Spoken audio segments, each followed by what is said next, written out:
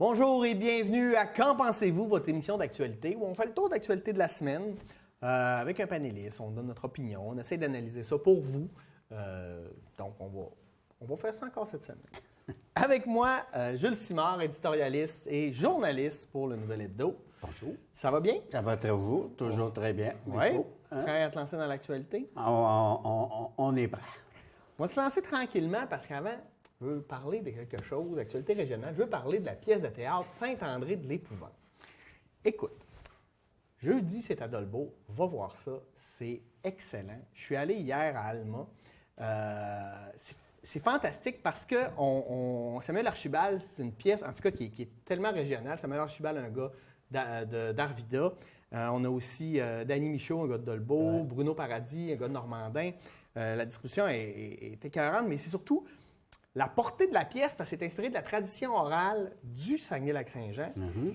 Et puis, c'est merveilleux parce que, j'imagine, quand c'est joué ailleurs, bon, les gens, ils s'amusent puis ils aiment ça.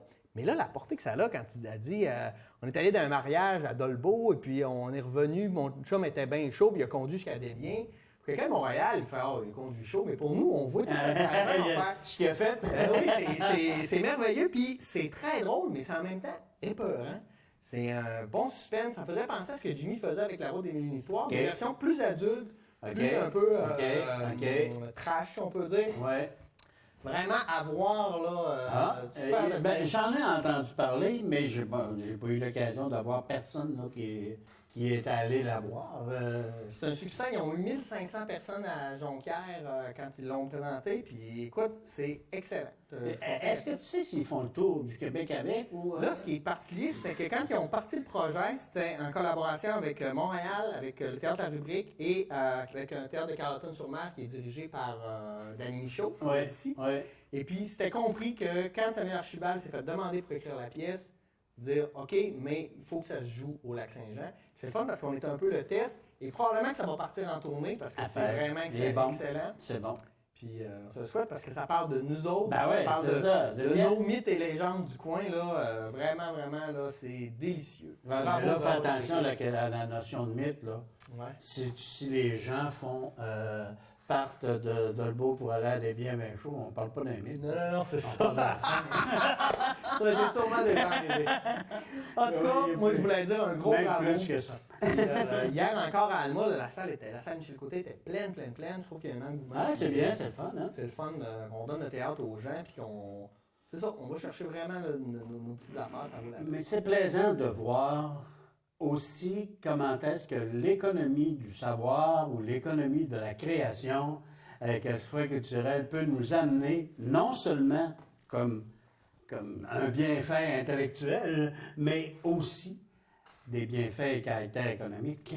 Et on se rend compte de l'importance que la création peut amener dans l'économie. On l'oublie souvent de fois parce qu'on parle plus de dépenses que d'investissement. Et ça, c'est de l'investissement qui rapporte à tout le monde. Ah oui, qui rapporte à tout le monde. Puis il y a une économie, il y a l'économie de la culture, puis il faut la valoriser. Oui. On n'en parle pas assez, qu'on parle des émissions de télé, des livres et tout ça. Écoute, il y en a, mais on parle tout le temps d'économie, des grandes entreprises, etc. Mais il y a d'autres manières de faire de l'argent. Et en plus, écoute, ça fait promouvoir notre culture, notre identité, c'est extraordinaire. Si on veut être dans le langage économique, c'est quand même le développement d'une ressource naturelle, hein, le savoir.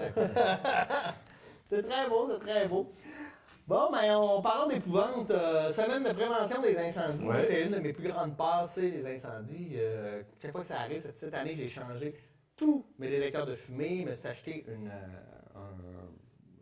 un truc là, qui lance un extincteur. Oui, un extincteur. Portatif, un détecteur de CO2. J'ai tout équipé à ma maison, j'étais content. Je sais pas si. Chauffe au bois quand même. Chauffe au bois. Ah oui. Oui, c'est un élément à considérer. Ouais. D'ailleurs, un soldat là-bas. Oui, il y a ça. Puis la semaine dernière, ils nous ont fait vivre ici à Dolbeau une expérience dans le cadre un peu en prévention. Tu sais qu'on a inauguré, on a mis en opération dernièrement à Dolbeau un centre d'entraînement pour pompiers. Oui, j'ai ça. Bon, tout le monde se demande à quoi ça sert cette grande tour-là. Entre autres, ça sert à abriter les installations de ce centre d'entraînement. Et ils nous ont fait vivre, toi, journaliste du coin, je ne sais pas si vous aviez été invité, peut-être, je ne peux pas le dire, mais ils nous ont fait vivre, c'est quoi être dans une maison qui s'enfume. Naturellement, la fumée était, comme vous utilisez au théâtre, là. Oui, les machines à boucan. Exact, mais c'est pas grave. Ils nous ont indiqué, entre autres, qu'une maison normale, ça prend moins de 3 minutes à s'enfumer. On crée le bout, hein, je vois le niaisaire. On est dans la reproduction de la maison-là. Ils nous font partir la fumée et quasiment automatiquement, le détecteur de fumée s'allume et il fallait sortir, nous, d'une pièce et aller vers l'extérieur. On savait très exactement le chemin qu'on avait à faire. On sort de la pièce, c'est pas si pire, on voit que ça s'enfume, mais juste avant d'arriver à la porte d'entrée qu'il fallait ouvrir, là, on ne la voyait plus, la porte. Non, c'est ça. On la voyait plus, puis non seulement on la voyait plus, mais là, en plus, c'est moi qui étais le premier à ouvrir la porte. Là, tu cherches la poignée, tu réussis à trouver la poignée, bon, tu pousses la porte, OK, on sort dehors. Là, c'était tout enfumé, là, en arrière, mes confrères, là, il y avait hâte dans le mot, t'as dit que je sorte, parce que les autres, même si cette fumée-là n'est pas... Imagine-toi si ça avait été de la fumée toxique, on y reste. Deuxième essai, ils nous font faire, ils nous remettent dans la même pièce, mais là, ils nous font patienter un peu. Ils nous mettent la fumée, comme si la maison était enfumée. Au sortir de la pièce, je te mens pas, on ne voyait plus rien. Et non seulement, là, on ne voit plus rien, mais là, il faut s'en aller à la même porte, à utiliser le même chemin. Écoute, on se frappait dans le corridor, parce qu'à un moment, tu ne voyais tellement pas que tu te demandes comment est-ce t'en sortir. En plus, ils nous avaient mis une chaise en plein milieu du corridor. Tout le monde était poigné dedans. On sort dehors, on réussit à sortir dehors. Cette fois-là, c'était mon ami Louis Potvin qui était en avant. Lui aussi a eu énormément de difficultés à trouver la poignée de porte. On réussit, on ne voyait plus rien. Alors, moi, ça nous a fait penser que la fumée... Et le préventionniste, Marc Hood, disait « Qu'est-ce qui tue? C'est pas le feu. Ce qui tue, c'est la fumée. » Clairement, parce que tu me dis ça, mais j'imagine la vraie fumée, en plus, ça pique. C'est toxique, la vraie fumée. Là, tu respires pas. Et non seulement tu respires pas, mais là, c'est ça, toutes tes cavités viennent boucher et tu meurs. Tu meurs d'asphyxie avant de brûler. Ça nous a fait pour ça qu'on parle de la semaine de prévention, mais ça a été... c'est sûr que là, je te le relate, je te le raconte. Mais c'est intéressant. C'est pas comme l'écrire. J'ai été un peu moins volubile sur l'écriture, peut-être, tu me diras. Mais il reste que c'est une expérience qui était, pour nous autres, aussi intéressante, mais faire démontrer que, on a une préoccupation après ça sur... Ouais, mon détecteur de fumée, leur avantage qui marche. Mais clairement, surtout, est-ce que moi j'ai une maison 2 étages, puis on dort en haut pour sortir, là. Mais t'oublies ça, là. Ouais. Ça veut dire la maison s'est enfumée dans 3 minutes, là. Elle va s'enfumer, là. Et ça veut dire...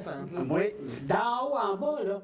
D'en haut en bas. Wow. Alors, qu'est-ce qu'il faudrait faire? Parce que je lisais qu'entre autres, qu'il y a encore 30% des gens qui n'ont même pas de détecteur de fumée à la maison. Oui, en fait, puis dis-toi une affaire, à Ville-Saguenay, tu en as 20% des gens qui ont un détecteur de fumée.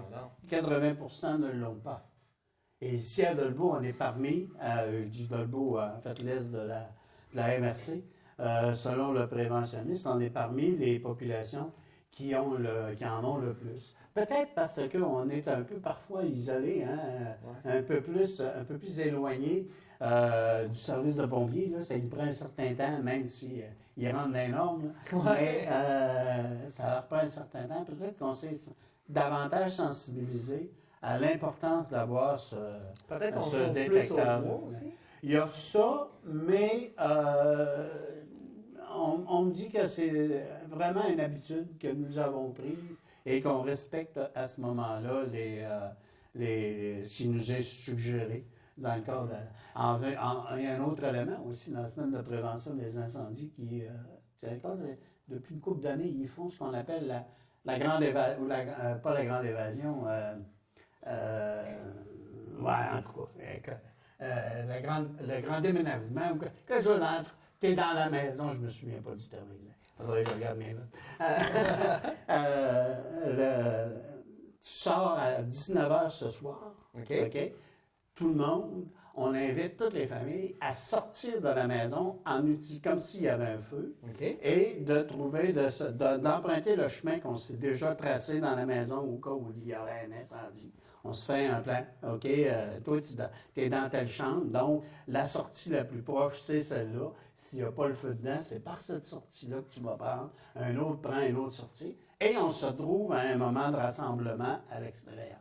Il paraîtrait que l'année dernière, l'expérience menée ici, dans l'est de la MRC, là, dans le service d'incendie, l'expérience a fait en sorte que tu as eu beaucoup de personnes qui l'ont fait. Ils l'ont essayé. Ouais. Tu sais, il veut dire, c'est un exercice qui te prend 3-4 minutes. Tu fais juste m'en parler, là, puis j'essaie de voir chez nous. Exact. Ah oui. D'ailleurs, ce qu'ils invitent à faire, c'est dans les familles, que tout le monde participe à cela naturellement, pour dire au cas, entre autres, si tu considères que la fumée va t'empêcher de voir, même si tu es dans ta maison, OK, je te le dis, là, même si tu es dans ta maison, là, et que tu connais le chemin très exact pour aller à la porte, là, fort probablement que tu vois rien. Ben oui, tu vois absolument rien. Puis en plus, même peu, tu es dans la fumée toxique.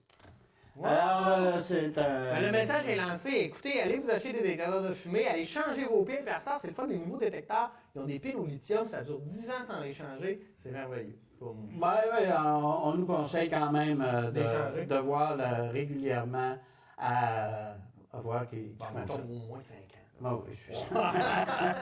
C'est correct. Hey, la récolte des bleuets, mauvaise année pour les bleuets? Pas nécessairement une mauvaise année. En fait, c'est 45 millions de livres. Là, c'est quand même à faire du bleuet. Et ça, c'est juste pour la région. Okay. C'est pas sur l'ensemble de tout le Québec. La Côte-Nord n'est pas, entre autres, là-dessus. Au nord de Chibougamau, ce n'est pas non plus considéré. C'est véritablement la statistique qui a été donnée par le syndicat des producteurs de bleuets qui nous indique que 45 millions de livres, c'est en bas du record de l'année dernière, 69 millions de livres. Ouais, mais OK? c'est beaucoup en bas mais c'est plus que ce qu'on prévoyait à cause du gel printanier. Ah, OK. À cause du gel printanier, on prévoyait que la production serait, même de ça, j'avais même entendu, moi, des chiffres dans l'ordre de 25 millions de livres. Puis tu vois, regarde, on est à 45 millions. Ce que les gens ont constaté, ce que les producteurs ont constaté, entre autres en bleuetière, et dans les secteurs où il y avait eu du gel, c'est vrai, les plants sur le dessus, là, c'était tout gelé. Mais on m'a dit, comme on dit, tu levais le plant, puis en dessous, là, il y en avait du bleuet.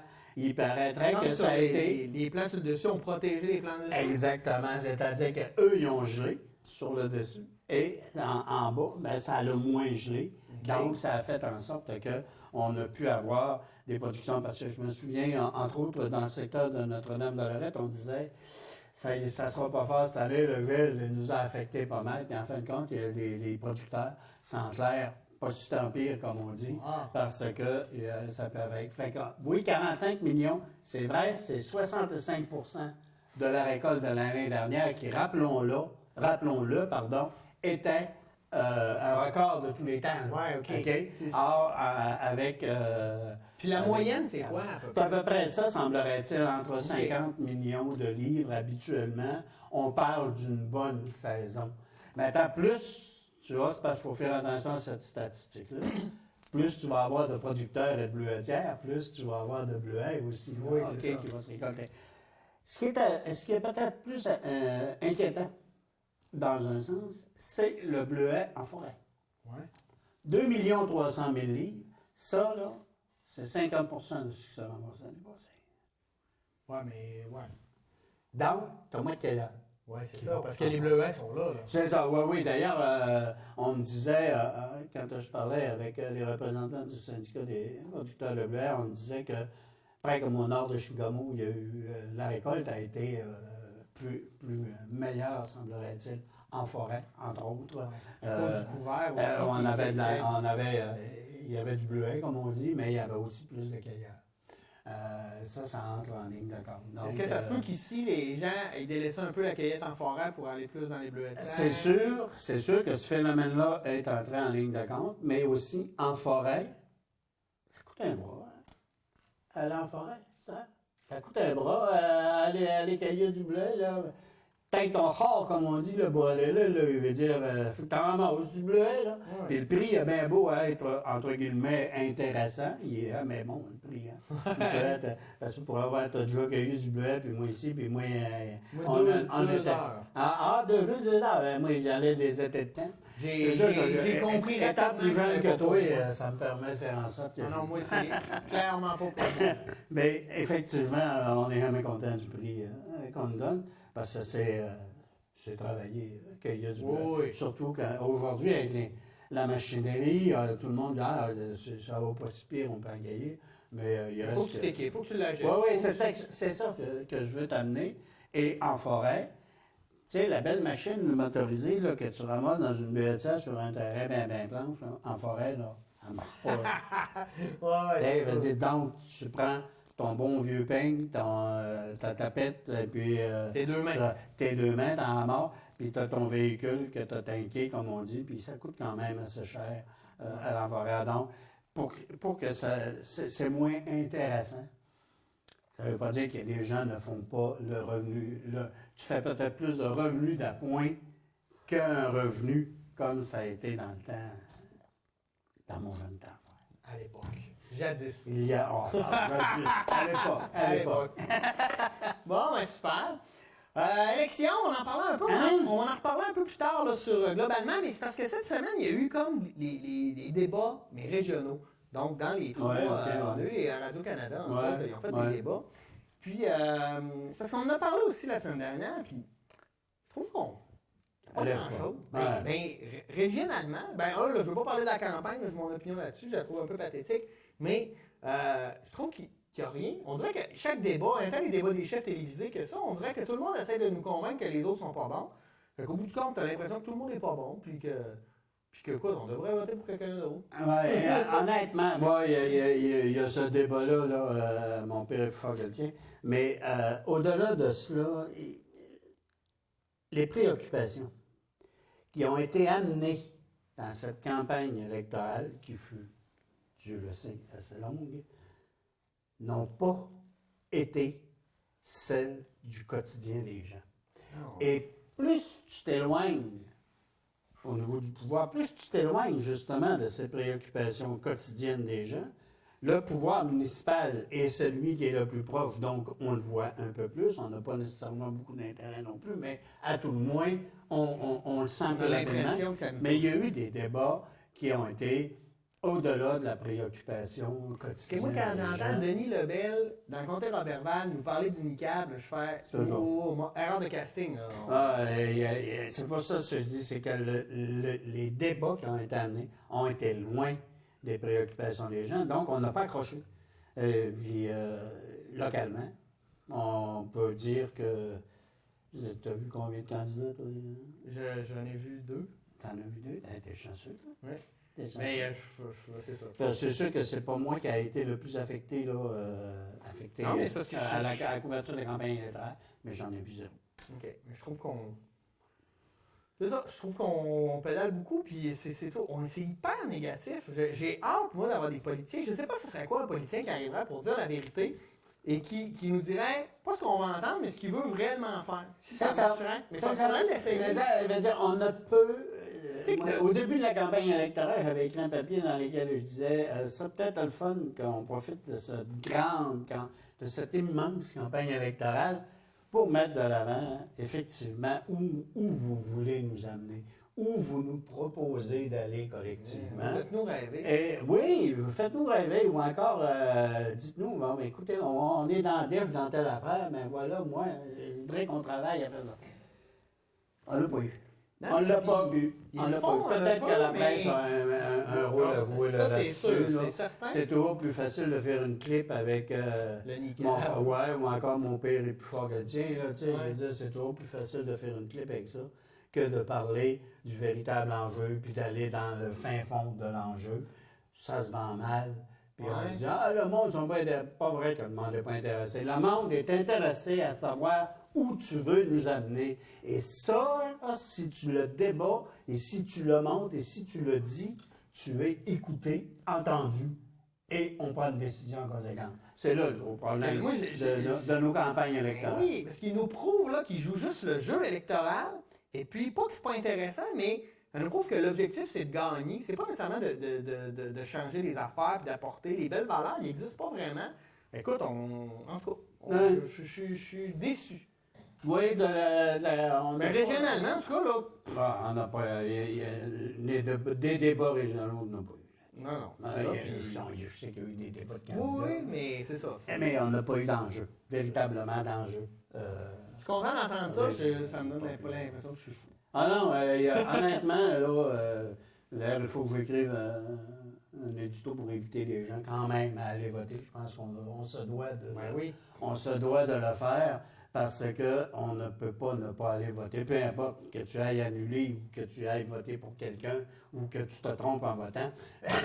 Peu importe, il faut aller faire ce geste-là. Ça fait partie de ce qui nous reste fondamentalement dans notre société, la démocratie. Oui, puis allez voter. Moi, ce que j'ai à dire, c'est aller lire les plateformes électorales, comprenez les valeurs, qu'est-ce qui vous anime, puis allez voter sur le meilleur candidat ou allez voter blanc, donc annulez votre vote. Parce que s'il y a 50% des gens qui ne vont pas voter, ben on dit aux politiciens, eux, ça ne les intéresse pas. Mais si on va annuler notre vote, ça nous dit, ben il y a tant de pourcents des gens qui sont venus voter, mais écoute, ils ont rien trouvé. Ou encore qui refusent ce qui leur a été proposé. Exactement. OK. Arvida. Hey, nouveau site de résidus de bauxite. T'as pas vu ça, les sites de Bout-Rouge, là, ils sont en consultation publique parce que là... Et là, c'est encore l'éternel débat, environnement versus économie. Je pense que les gens du coin, ils sont habitués. Ben, je pense qu'il faut qu'ils vivent avec. Ils vivent avec, comme on dit, fait maintenant partie de l'environnement. Ben oui, puis je pense que Arvida n'existerait pas s'il n'y a pas l'usine. Non, c'est vrai. Mais d'un autre côté, elle est où la limite? Je veux dire, quand on va laver les maisons, parce qu'il y a eu un déversement, puis que ben, tu fais, OK, ben, c'est peut-être dangereux. Tu sais, si on prend la peine d'aller laver les maisons, elle est où la limite? Puis, comme citoyen, qu'est-ce qu'on fait? En même temps, si tu vas habiter dans ce coin-là, tu dois être informé que ça peut arriver. Ah oui, et non seulement tu te dois d'être informé, mais je veux dire, au départ, le prix de la résidence, je vais peut-être à regarder aussi. Hein? Ouais. Mais indépendamment de ça, il reste que, oui, on n'a peut-être pas nécessairement ici chez nous, mais on a eu longtemps des montagnes de copeaux, de branchies, hein, puis ça aussi, ça se promène. Oui, c'est sûr, je veux dire, respirer un branchi puis respirer la boue rouge, tu me diras qu'il y a une différence. On va dire oui, mais les deux sont considérés comme étant des éléments à caractère polluant de l'environnement. Il y a où la limite? Pas capable de répondre à cette question-là. Par contre, je pense qu'il faut, non seulement, il faut à tout le moins être tenu au courant et connaître l'impact que ça peut avoir, non seulement sur la santé des gens, ça je pense qu'on a un impact qui se doit d'être connu et révélé là-dessus, il y a une obligation, à mon avis, là-dessus, mais aussi au niveau du changement que ça amène à un environnement qui est celui dans lequel tu es. Parce que Rio Tinto n'a pas d'intérêt à cacher les affaires, non. Lever avec Volkswagen, parce que la journée où ça sort... C'est en plein ça, et il faut que tu arrêtes. Il faut qu'on soit... C'est un mot que j'ai eu, là, mais il faut que la transparence soit là. Tu sais, je veux dire, c'est parce que de la transparence, ça peut tellement vouloir dire un paquet d'affaires, mais indépendamment de ça, il faut que les gens soient informés adéquatement des conséquences de ces installations-là. Et là, il y a une obligation, oui, de la part entre guillemets, du pollueur ou de l'entreprise, mais aussi des instances gouvernementales, politiques, et qui se doivent non seulement d'être un chien de garde là-dessus, mais qui se doit d'être proactif dans l'information véhiculée. Oui, c'est super important parce qu'on voyait, tu sais, c'est comme quand tu vas t'installer, je sais pas, une zone inondable. Non, c'est ça. Tu peux pas chialer une inondation. C'est ça, veut dire, faut que tu le Tu fasses sais. ton choix, Et, mais en même temps, il faut que tu sois conscient des dangers pour ta santé ou celle de ta Exact, famille. exact. Non, hein, c'est sûr que là, on veut... on profite, je pense qu'on veut enlever l'ancien. Mais je pense qu'il honnêtement, je n'ai pas été voir dans là. tout le dossier. Là, Ils sont obligés de l'ouvrir un autre. Là. C'est impressionnant, là, tu sais, un lac orange. Hein? Ouais, c'est-tu la même affaire, ça, que ce que M. Coderre envoie dans le fleuve Saint-Laurent? On va en reparler. OK. Mon côté féministe va ressortir. Rassemblement régional de la Marche mondiale des femmes, les statistiques sont sorties. On sait que l'égalité, ça va mieux que ça allait, là, en tout cas ici, mais il reste des inégalités. Là. Entre autres, régionalement, déjà que les femmes, pour un travail égal, font un salaire moindre. Ici, pour les femmes, c'est de 10 sous moins de l'heure par rapport aux femmes qui sont, mettons, dans les grands centres. Okay. Puis en plus que ceux-là ne sont pas à égalité avec les hommes. On a l'impression de coller tout le temps les affaires. Ouais. Il y a encore du chemin à faire. Ouais. Facile à dire ça. Non seulement il y a du chemin à faire, mais il y a aussi encore, je pense, un gros travail à faire sur les mentalités. Oui. OK? Et c'est surtout à ce niveau-là, je pense, qu'il nous faut encore cogner et encore parler. C'est inadmissible qu'il y ait ces différences basées sur le sexe lorsqu'on parle d'un élément social qui s'adresse au moins, qu'on a le droit d'avoir l'équité. Ça, c'est encore inadmissible. Il faut non seulement le dire, il faut le dénoncer et il faut travailler à ce que ces inégalités soient dans notre quotidien tous les jours, même si ça n'était qu'à de parler. Non, mais... on a... Parce que être féministe, là, c'est juste être pour l'égalité des hommes et des femmes. Il y a même monde qui ont peur du mot féministe.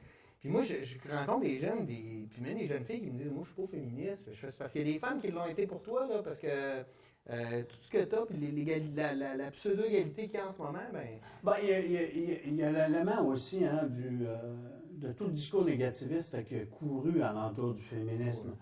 Parce que une femme qui dit « je ne suis pas féministe », moi je ne serais pas ça, je veux dire, je sais qu'elle peut le dire, okay? Mais c'est pas vrai, tu ne peux pas ne pas être féministe, tu es fondamentalement une femme, donc tu veux être femme, donc vouloir être femme, avoir droit à tout ce qui se retrouve dans la société au niveau de la vie sociale, politique et économique, l'égalité avec l'ensemble de tout ce monde, entre femmes et à l'endroit des hommes. Ça, je pense que c'est nécessaire. Ce n'est pas nécessairement être féministe, c'est vouloir être femme ou vouloir être un homme. C'est fondamental. C'est pour ça que je dis que le discours « Ah, je ne suis pas féministe », on a tellement galvaudé ce terme-là. Oui, puis ça veut aussi tout le discours masculiniste là, qui est un discours de peur.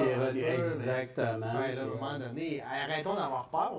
C'est juste normal qu'une femme puisse s'émanciper comme un homme. Là. Ah oui, c'est un être humain comme tout le monde. Là. Dire ça. Là. Non, mais c'est. Dire ça, c'est. Aujourd'hui, d'être obligé encore de. Tu sais, quand je vois ça, le rassemblement, la marche mondiale des femmes, se faire. Écoute. Puis bon, on ne reviendra pas sur des débats ou comment les femmes peuvent être traitées dans d'autres contextes. Non, oui, à d'autres éléments. Il y a quand même un élément important, intéressant aussi dans cette chose-là, c'est l'ensemble d'exiger au niveau politique une forme de représentation. Il y a des gros débats là-dessus aussi qui ont toujours eu cours en disant, bon, est-ce qu'il faut favoriser sur des postes électifs effectivement, que des candidatures soient exclusivement féminines. Les quotas, ça peut peut-être fonctionner, là, je veux dire, dans le sens où c'est le quota le plus fin, c'est 50-50, quand tu parles d'un candidat. Mais d'amener, de dire, il faut réserver tant de postes, ces postes-là ne pourraient être occupés que par les femmes. La discrimination positive. OK, ça aussi, je pense que ça fait partie du débat concernant l'égalité homme-femme qui, et souvent de fois, peut être fautif. Ce n'est pas vrai que de faire à mon avis, en tout cas, que de faire de la discrimination positive, ça aide tout le monde. OK? Ça aide. Puis, peu importe que ce soit les femmes, que ce soit les personnes handicapées, que ce soit autochtones, je pense qu'il faut permettre et donner une éducation à tout le monde pour savoir c'est quoi pouvoir se présenter et pouvoir à un poste électif quelconque, et peu importe le sexe, ce qui est important, c'est que tu es un être qui vit dans une société, qui a des idées, puis qui pense que cette société, et c'est ça qui doit te guider à être candidat. Pas parce que tu es un gars, pas parce que tu es une femme. C'est vrai. Je suis d'accord. Intéressant, intéressant. C'est un point. Après l'égalité des femmes, on parlait d'égalité des animaux. Non, mais je sais pas si tu as vu ça. À Desbiens, ils ont, Oui, non seulement j'ai vu ça, mais mon confrère Serge a publié aujourd'hui sur les sites d'attention de l'Étoile du Lac, la Lac-Saint-Jean. À minute, il a publié son texte. Toing! Ça s'est ramassé avec un paquet de commentaires. J'aurais publié un texte sur le fait que la production de bleuets est à 45 millions. Lui, je n'ai jamais eu autant de clics que ça, mais là. Sauf que bon. Mais c'est pour ça qu'on en parle. En fait, à Desbiens, ils ont passé un règlement assez sévère contre les chiens, des sortes de chiens que tu ne peux pas avoir, etc. Tu es obligé de ramasser, sinon tu peux avoir des amendes, des médicaments, des chiens, etc. Moi, ce que je trouve, des fois, c'est juste le gros bon sens. Mais il y a des gens. Écoute, je veux pas avoir l'air contre les animaux, là, mais je trouve que des fois, on exagère avec nos animaux. On les traite mieux que nos enfants. Ben ouais. Moi, en bas avec toi là-dessus, mais ce qui m'intrigue encore plus que juste la question, c'est de voir comment un sujet comme cela suscite chez les gens un intérêt. À moi, là, honnêtement, je reviens avec mon idée de mon affaire. Personnellement, je trouve plus intéressant de savoir qu'il s'est ramassé 45 millions de livres de bleuets que de savoir qu'il faut que si ton chien chie à terre, ça va te coûter 100 $ d'amende. Oui. Personnellement. Parce qu'il me semble que c'est un qui fait plus avancer la société que l'autre. Mais moi, c'est ça qui me fatigue, peut-être plus. De voir l'intérêt que nous ayons. Écoute, mais il va juste sur Facebook voir. Écoute, on parle des vidéos de chats, mais c'est des vidéos de chiens. Exact. Et non seulement ça, tu te souviens, il y a 2 ans à peu près, à un moment donné, dans le secteur, je me souviens plus, je pense que c'était à Albanais, où on avait eu un chien qui s'est fait. Tu peux pas savoir. Encore là, nous, quand on avait publié le texte, tant sur notre site Internet que sur la version papier. Tu ne peux pas savoir ce que ça avait suscité. Pourtant, je te dis pas qu'il faut massacrer les animaux, là, OK? C'est pas ça que je dis. Sauf que, oui, c'était un animal qui avait été massacré. C'est pas beau, c'est pas le fun. On en a encore. Mais il y a 3000 femmes autochtones disparues depuis 10 ans, puis là, ça, on s'en fout. C'est un peu ça. C'est tout le temps 2 poids, 2 mesures. Mais je suis d'accord avec toi, c'est pas contre les animaux, mais c'est des fois, je trouve 2 poids, 2 mesures. Tu sais, que tu sois obligé, dans une municipalité, là, je ne sais pas qu'est-ce qui a amené, le règlement, là. Est-ce que c'est parce que c'est des plaintes. Moi, ce que j'ai lu, c'est qu'il y a eu beaucoup de plaintes.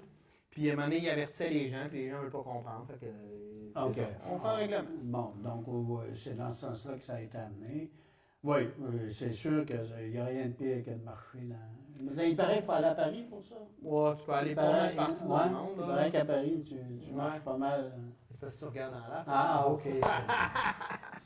OK, on en a déjà assez parlé. Ah, OK. OK, on s'en va dans le national. Partenariat transpacifique, écoute, finalement, c'est signé. Il y a eu une entente, mais il faut que ça passe.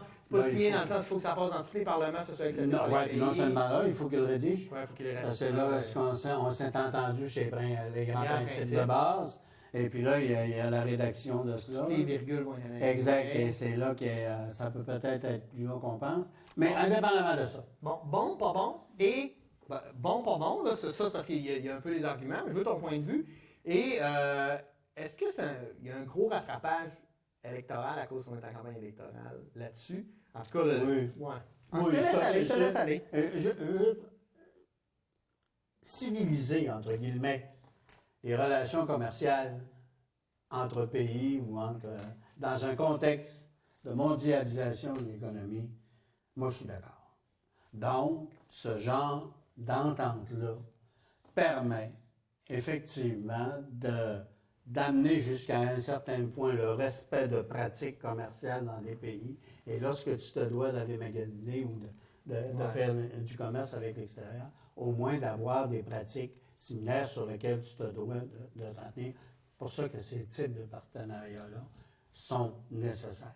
Ou on va avoir, si je suis dans des pratiques commerciales différentes, je dois donc m'attendre à ce que la mienne varie pour faire en application à ça. Ça a des impacts sur mon quotidien. C'est des gagnants et des perdants. Exact. Sur mon quotidien, on a simplement qu'à regarder, bon, les agriculteurs, même si c'est 3,25 je pense, qu'il y a du marché qui peut être amené par d'autres pays chez nous, même si ce n'est que ce faible pourcentage. Ça a un impact sur une pratique commerciale qui existait ici, qui est la fameuse question de la gestion de l'offre, qui permettait à tous les agriculteurs et aux consommateurs dans un sens. Moi, je veux mettre un bémol sur ton premier point parce que moi, je suis plutôt altermondialiste. Je regarde encore les statistiques. Le FMI dit, bon, ça va être recul, on n'aura pas la croissance. Depuis, plus on fait de la mondialisation, plus les économies tombent plus régulièrement en récession, ont des difficultés, sont dépendantes absolument des autres pays. Puis au bout du compte, là, en ce moment, là, tous les pays, là, il y a les États-Unis qui sont en train de s'en sortir, mais tout le monde a de la misère économiquement. C'est pas en train de prouver plutôt que ce modèle-là ne fonctionne pas. Mais tu ne peux pas y échapper. On ne peut pas y échapper. Je vais t'en... moi, de la façon dont je le comprends... C'est toujours les mêmes qui en profitent. Là. Oui, mais de la façon dont je le comprends... Parce que c'est pas les petites PME du coin qui vont profiter là, le plus de ça. Là. Ben, possible, dans la mesure où si tu crées... regarde, je viens de faire un reportage actuellement sur une entreprise locale qui fait de la production de canneberge. Sais-tu qu'elle va la production de canneberge à 100 820 000 livres de canneberge aux États-Unis. 100 Il n'y en a pas une qui vient tout le temps. Il y en a un peu là, parce que la propriétaire a fait elle s'en est gardée sur side. un développement, c'est comme elle dit, c'est très minime, mais toi, tu s'en vas là. L'autre chose que moi, je comprends sur la question de la mondialisation des marchés, on a une bébête qui s'appelle Internet. Je peux aller acheter mon crayon en Chine, le commander en Chine, et dire, viens me le livrer, tu vas venir me le livrer par la poste ou je ne sais pas trop par quoi, me l'avoir chez nous. Je ne l'ai pas acheté dans un commerce local, je l'ai acheté en Chine. La Chine me le livre. Peut-être qu'il me coûte moins cher, peut-être qu'il me coûte plus cher. En tout cas, mais peut-être qu'il me coûte moins cher. Ça, là, ce phénomène-là, c'est pour ça que je te dis, on ne peut pas y échapper à la question de la mondialisation. Tu as accès au commerce situé dans telle rue en Chine. Tu l'as accès. Oui, je peux comprendre. Sauf que quand on fait de l'achat local, entre autres, là, ça favorise beaucoup plus ton milieu qui économiquement va être plus fort, tout le monde va être plus riche. Et si on regarde les barrières tarifaires, quand tu arrives avec ton crayon, tu fais « Ah, je vais l'économiser, je l'ai payé 20 cents de moins. » Finalement, avec les barrières tarifaires, il va l'avoir payé fort probablement 50 cents de plus. Tu comprends? Oui. C'est pour ça que ça sert aussi à favoriser l'entrepreneuriat local. Mais la barrière tarifaire, OK, que on veut abolir par ce genre de choses-là, te permet à toi, qui fabrique de la canneberge, de pouvoir aussi l'envoyer aux États-Unis assez rapidement et de ne pas avoir à être pogné avec, là aussi, une douane qui fait en sorte que ton produit n'est plus concurrentiel sur le marché. Donc, c'est plus concurrentiel, tu t'en vers ton petit marché à côté. 820 000 livres de canneberge, probablement que je ne le vendrai pas un cadeau de aux États-Unis. Tu sais, je vais être obligé. Mais c'est parce que là, on rentre dans l'autre débat sur la grande production puis le besoin de faire tout le temps de plus en plus d'argent quand on pourrait faire juste de la production locale puis très bien vivre comme ça. Oui, mais c'est lui aussi qui n'est pas encore. Là-dessus, on a, là aussi, pas nécessairement des preuves qui nous démontrent que c'est viable. OK, je n'ai pas en tête là, un exemple précis, mais démontrer que produire un petit peu pour pouvoir être en mesure de satisfaire ta clientèle du coin, tu as une dépendance à ton marché qui fait en sorte que ça peut c'est certain que maintenant, tu peux manger du blé d'Inde à l'année, mais le blé d'Inde, il est bon quand? Il est bon en août, en septembre. Ouais. On peut-tu respecter la terre un peu des fois, non? Tu sais, je trouve qu'on s'éloigne de beaux principes et de belles valeurs, puis en plus, ben, toute l'empreinte écologique qui se fait par le transport, qui a comme plus de sens, ça fait qu'on accélère juste un processus qui, tu sais, je veux dire, à un moment donné, on a des ressources limitées, mais avec des besoins limités, ça ne fonctionnera pas. Là. Il va y avoir un mur à quelque part. Est-ce que je vais être encore vivant pour le voir? Je ne sais pas. Ouais, mais on peut peut-être y penser. On peut le mettre, oui, on peut le mettre de l'avant. Par contre, c'est comme un fameux débat sur le système capitaliste, il va se détruire par lui-même. Tu sais, je veux dire, je te ramène un peu. Marx disait que ce ne sera pas long que ça marche. Et Marx il a vécu 19, il est mort. Ça marche encore, le système.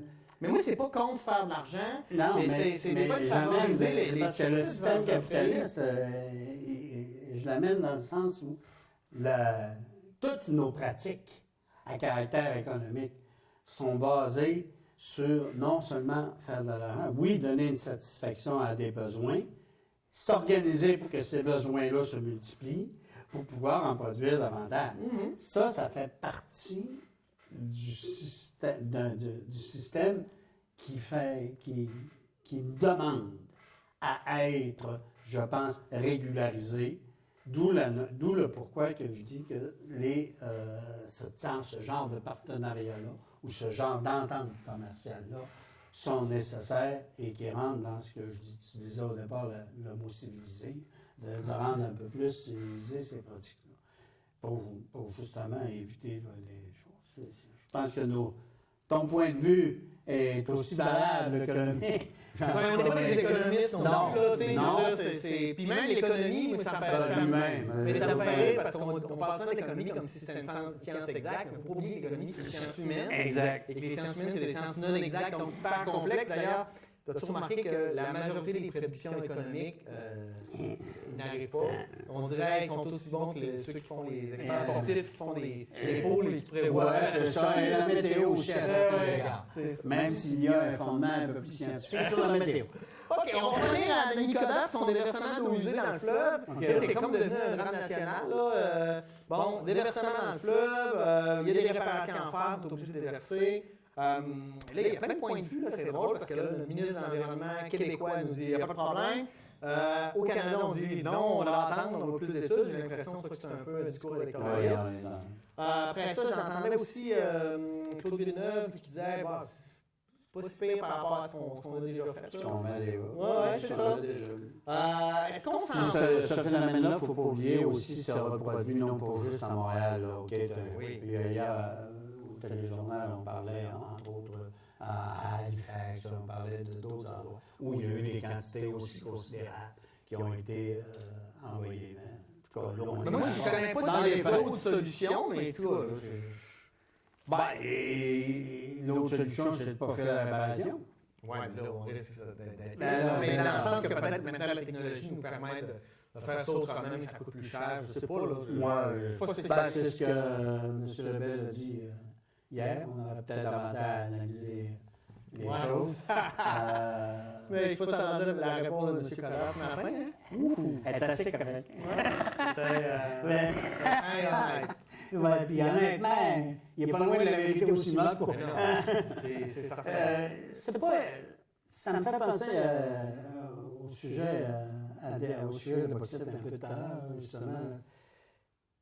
Je pense qu'on se doit de connaître l'impact d'une telle décision. On est en mesure aujourd'hui de pouvoir fort probablement calculer l'impact que ça va avoir et de se dire il peut y avoir, oui, un impact sur la santé publique à tel et tel, ou sur la faune aquatique. Je pense qu'on est en mesure de pouvoir amener. Maintenant, est-ce que ça fait en sorte que la décision pourrait être ne peut pas être différente parce qu'on se doit d'analyser une autre technique pour pouvoir le faire. Je ne sais pas si on peut en arriver à ça, mais au moins, il nous faut être correctement informés sur l'impact que cela peut avoir, non seulement sur la santé, mais sur l'environnement immédiat. Et si, oui, comme disait Claude Villeneuve, si on a déjà fait pire, mais on vient à une situation, dans la nature particulière, c'est qu'elle sait parfois se remettre à l'état neuf, peut-être plus rapidement qu'on le pense, mais indépendamment de ça, je pense, moi, là-dessus, sur un débat comme ça, je pense que l'importance d'être bien informé et d'informer adéquatement les gens, c'est pas injuste de dire nous avons l'autorisation, là. OK? Il faut que, oui, cette autorisation-là, tu peux peut-être l'avoir, mais au moins que l'on sache c'est quoi qu'on peut avoir comme impact. Et puis peut-être qu'on est obligé de le faire. Si on est obligé de le faire, ça fait partie de l'impact aussi. On se doit de dire. Peut-être que ça peut être retardé. C'est ce que M. Lebel disait aussi. En même temps, dans la réparation, peut-être mieux réparer d'avance. Pour une fois qu'on prévient au lieu d'attendre que ça arrive. C'est ça. Mais c'est quand même dommage que ça soit qu'un débat aussi fondamental soit repris par des considérations essentiellement soit électoralistes ou encore... c'est pathétique. Oui, ça, c'est plus ça. C'est très triste. Et moi, j'ai encore un peu de problème, puis c'est pas contre M. Lebel, mais pourquoi c'est pas la ministre de l'Environnement qui nous en parle? Oui, il ne faut pas oublier que nous avons le porte-parole du gouvernement fédéral quand même, et M. Lebel. Et là, on parle du gouvernement. Oui, je sais, mais sauf qu'on reste que la personne qui est supposée d'être représentée pour l'environnement, c'est le ministre de l'Environnement. On peut-tu avoir accès au ministre de l'Environnement? Mais parce que peut-être en parlant anglais, je pense. Ben écoute, nous, on a l'avantage qu'on comprend les deux langues. Marcel Aubu et harcèlement sexuel, on vient un peu à notre... En tout cas... Tu sais, quand c'est arrivé, les élections, j'ai fait « Ah, ben il se retire le temps de l'enquête. » Mais là, quand tu vois tout ce qui sort, les éditoriales, les journalistes qui font... Moi, je n'étais pas à l'aise d'aller les rencontrer parce que tu fais « OK, tu sais,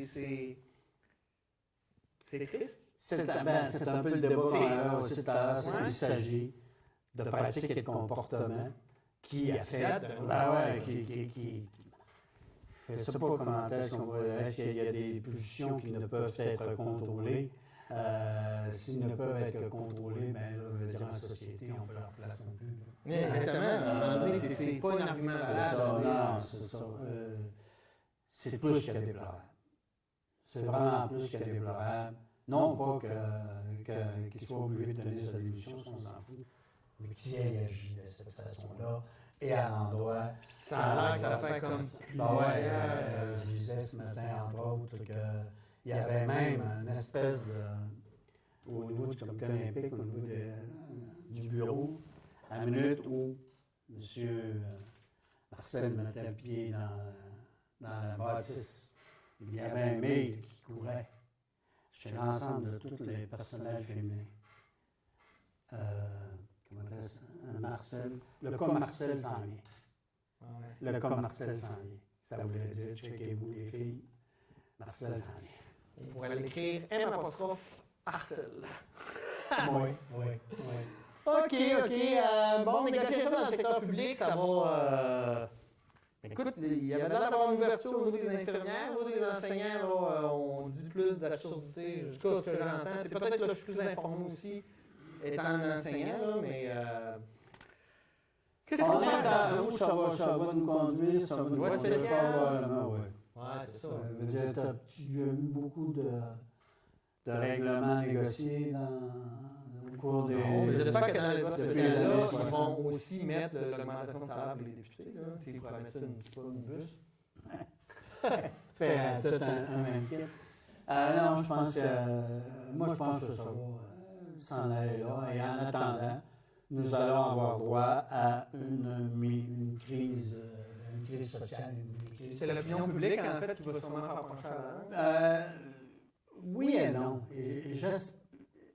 Au même titre qu'on disait tout à l'heure que le débat fédéral n'a pas levé parce qu'il ne fait pas partie du quotidien des gens, quand ça touche le quotidien des gens, oui, l'opinion publique agit et agit très rapidement. OK, on en parlait justement dans la dernière émission, quand le gouvernement est obligé de reculer sur certains types de décisions. Mais tant qu'il y a le conflit, s'il y en a un qui va nous conduire inévitablement à cela, tant que le conflit ne nous touchera pas, on ne se fera pas d'opinion. Il y a une population vieillissante qui n'ont plus d'enfants, sur l'éducation, ça touche moins de monde. Oui, il y a ça, mais l'éducation, ça va au-delà de juste le fait que j'ai plus d'enfants à l'école. Moi, je suis d'accord avec toi, mais des fois, la perception ou ce que j'entends, des fois, je fais « Mon Dieu, viens la faire la job d'enseignant, juste pour voir. » C'est ça.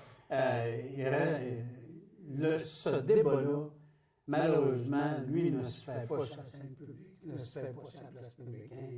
Il se fait fortement à la table de négo. Et à la table de négo, ce que nous en a publiquement, c'est on s'entend, on s'entend pas. On s'entend, on s'entend pas. Le détail des points, toi et moi, c'est, toi peut-être un peu plus, parce que c'est énormément d'éducation, mais nous, on ne les a pas nécessairement sur la table pour pouvoir se faire une opinion. Oui. Un peu comme dans le conflit aujourd'hui, dans les conflits, le conflit automobile. Les deux disent la même chose, on veut négocier, mais finalement, au bout du compte, ça n'existe pas. Si on va s'attendre, moi je pense que c'est... on est quoi, au mois d'octobre, j'allais dire un automne chaud, on n'est pas dans l'automne. D'ailleurs, ce qu'on nous disait au niveau des instances syndicales, c'est que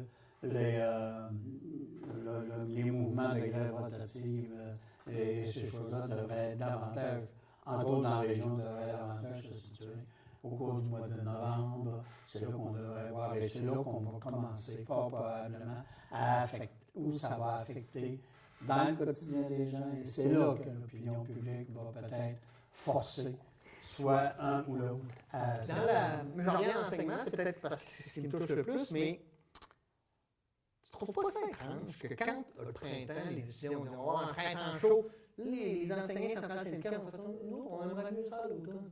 Fait que là, ça a un peu fait choquer ce mouvement-là. Et là, à l'automne, l'enseignant « Hey, solidarité, solidarité ». Puis les étudiants ont l'air d'être « On va-tu finir la session? » Exactement. Ça me fait rire, tu sais. On est tout le temps, on est jamais content, je sais pas. Tu sais, je me répète, mais je veux dire, quand ça te touche à ton quotidien, c'est là que tu réagis.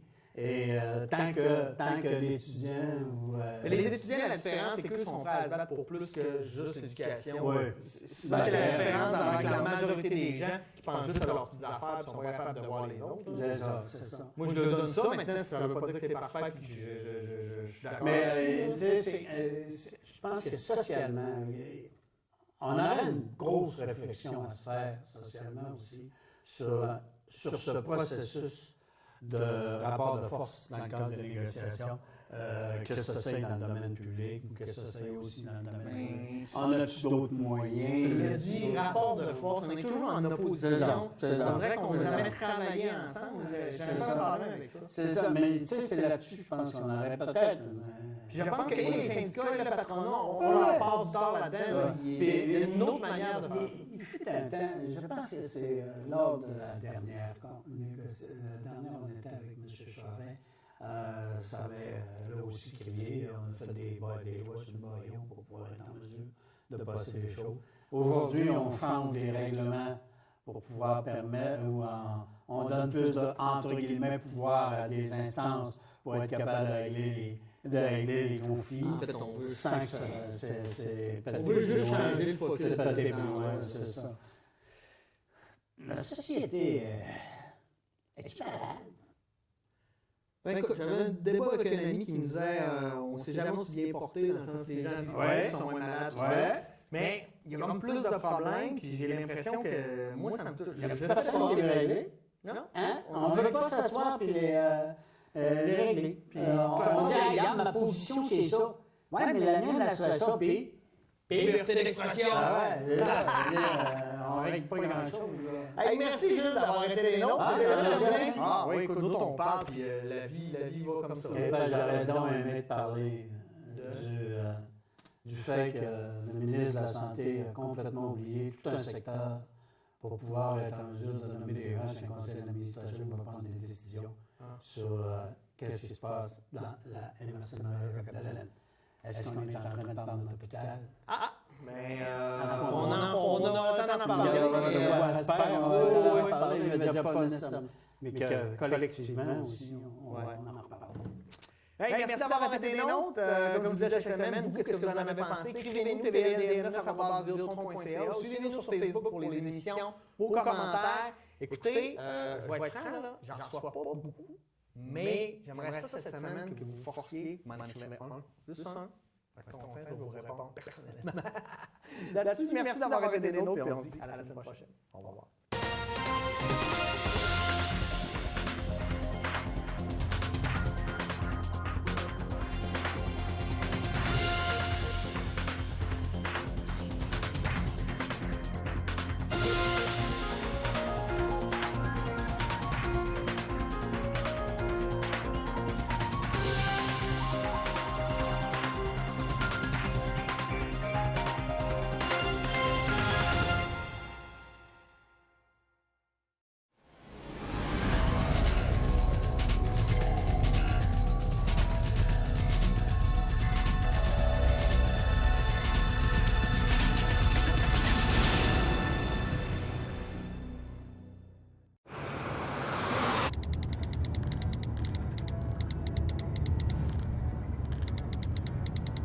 Je sais que je ne devrais pas faire ça, mais je peux pas m'empêcher de texter.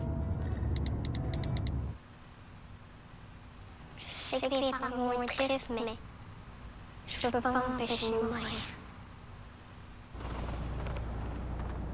Non. S'il vous plaît, empêchez-vous de texter. S'offrir un coin de campagne.